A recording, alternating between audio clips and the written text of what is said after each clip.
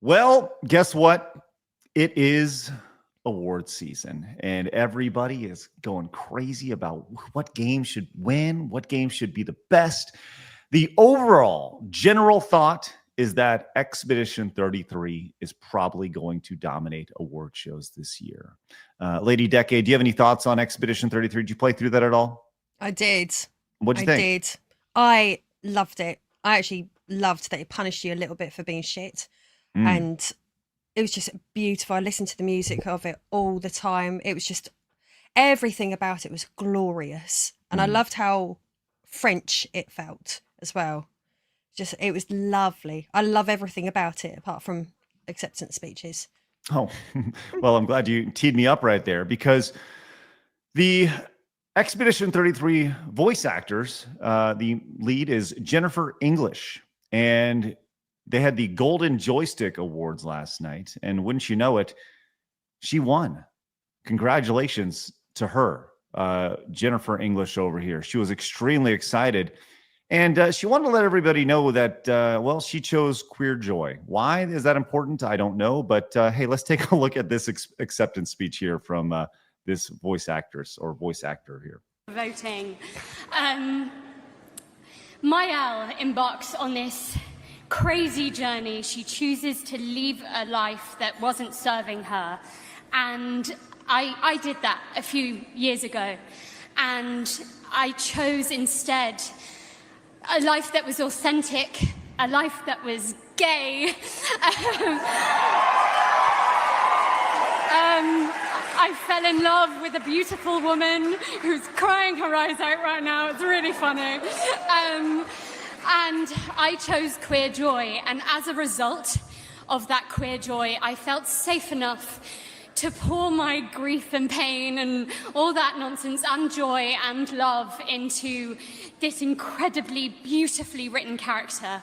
And I am so proud of that, and I just want to thank Queer Joy for that. One thing. The whole thing about her relating it to Mael is very silly because the whole thing with Mael, depending on what ending you chose, I mean, Mael was driven by not only, like, I will say that she's driven by grief, but she's also driven by selfishness and the inability to cope with her loss and her deformities that are in the real world. So that was my first time seeing that. And the fact that she related it to Mael and how she was like choosing to go this other, I chose to do this. Or it's just, she chose to escape a world that she couldn't handle. So. But that's what happens. So if you're the kind of person that wants to define your whole life by arbitrary traits, like, oh, I want to shag this person, that's my whole personality. Well, that's what you're going to fall into. I think it's really silly to be so very talented to win an award like that and then put it down to being gay. What's that got to do with it? Nothing. Maybe she's actually onto something. Maybe I need to toss out Top Hat Gaming Man and go find myself a lady love instead, and then I will become a top tier YouTuber. Maybe that will definitely score you points. I just want to let you know that. It will probably score me a few things. Let's go. I think that's the interesting thing about this that I just don't understand is like, who cares? You know, like, live your life, but like, that's not what made your performance good. Is it? I mean, according to her, that is exactly what. Not because like her performance was great as Mael because she's talented, not because she's gay. Well, the Queer Joy, Kara, unlocked it for her, you know, and that's the thing. It was like, as soon as you say, hey, I like, in her case, women, right? Okay. It was like the whole world unlocked and she was able to be unstraightened. And all of a sudden, hey, everybody. That's why Mael's such a cheerful character. Mm-hmm. I don't understand this. The idea that you need to lead with this, and we've talked about this on the show a few times. The idea of, you said it yourself, this cheapens cheapens her accomplishments. Like, just you're fucking talented. Be fucking talented. Yes. It doesn't come back to whose dick you suck or whoever. Like it doesn't matter. Just do the job, and nobody wants to hear about it. Like, congratulations, you chose to love a woman. Nobody cares. Literally, nobody cares. Yeah. Sorry, I interrupted then. Sorry. No, by all means.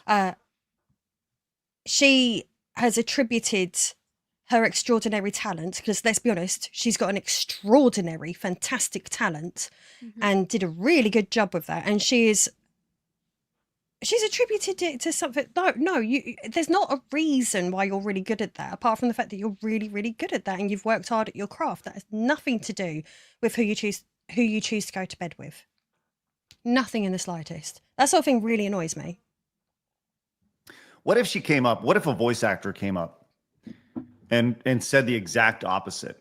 Listen, I want to let you know I chose straight sex and straight joy. That's what I chose, and that's why I'm successful.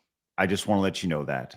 Like, how fucking, like, if it was flipped on the other side, people would scrutinize it. But now it's like, way, hooray, congratulations.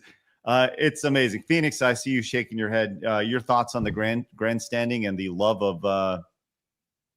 Well, look, I have not played the game. I don't know the character, so I don't know if there's some connection between... I mean, from what Kara said, it doesn't appear to be, but what the connection would be... basically, with any award, shut up, take your award, say thank you to the developer X, the crowd that supported the game and all this other stuff. Look, it was a long road for me to getting here, and I appreciate every moment of getting to the top, and this was worth it. Thank you so much, everyone. Bye-bye. So I don't care what the fuck they're talking about. I don't care if whatever their trials and tribulations are, don't care. Just stick to the point, move on. So that's what I'd say. I'm just tired of all these people.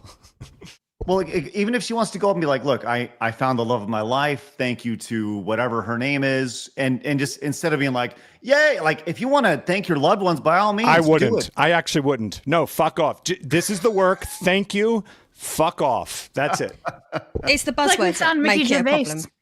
Yeah, where's Ricky Gervais when you need him? Well, we do a Bill Maher. He nails it pretty good here. Fuck off, you oversensitive little shits. Thank you. Wow, thank you, Bill, for that. Yeah, it's amazing to see, and the fact that this is even like she felt the need to say this at an award show. I don't know. I just so dumb. Nobody cares. It's that meme of like everybody in a huddle, and then there's the guy over there's like, hey, this is something that's really important to me, and everyone's like, yeah, it's cool, dude, and they're just kind of giving them a thumbs up. You know that meme that I'm talking about? Yep. Thank your fans as a whole. Thank you. Thank them for supporting you. You did this for them and to make the story as immersive as possible. That is the focus. Yep. Phoenix, you grabbed your mic like you. I was just gonna say, like, if this was a story that was about, this was a story about gay people being persecuted or something like that, and then you have life experience that you brought to it, and you want to say that would make sense. That what she just said was complete. It appears to be completely off topic and just shows that our actors are narcissists and that they just want to talk about themselves and say, look, I'm part of the cool crowd. Hire me on your next game. That's what it read to me. Well, when in theory she should be hired because of the outstanding work that she did. I would agree. Right? Yes. But meritocracy is a system people don't like if it doesn't suit their purposes or their personal traits. Yeah, it's amazing. There were I'm not the smartest, so you'll have to give me the job because I have queer joy. That's right. That's right. That's the thing is, like, it goes back to there's actually a tweet that Arch put out the other day, which has kind of popped off. Let me see if I can find it real fast, where he talks about the whole diversity thing and putting quotas into games and stuff. Yeah, right here. He had this here. He said, like, notice how literally no one commented on how diverse the dispatch characters are. Not a soul. Almost as if gamers only cared about quality, not ethnicity, or who, like, they don't care who this person loves or this guy loves or this rat thing. Like, nobody cares. Just give us good stuff. That's it. That's Sorry, I just started playing Dispatch and it's really good. Apparently, 2 million people have picked it up. It is. Like I just started it. I got through chapter 4. And it is so good. The writing and it's phenomenal.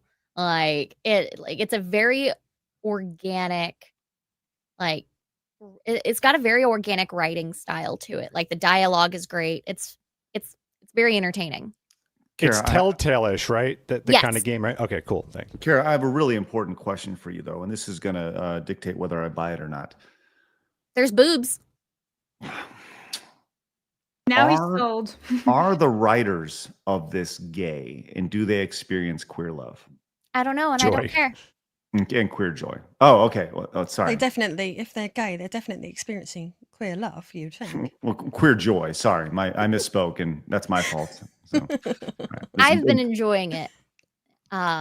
It's just it's a very entertaining story into a superhero world. Like you're a dispatcher trying to basically get this like Z team, like the bottom of the barrel, like villains who are going through basically they're trying like their redemption arc. Hmm.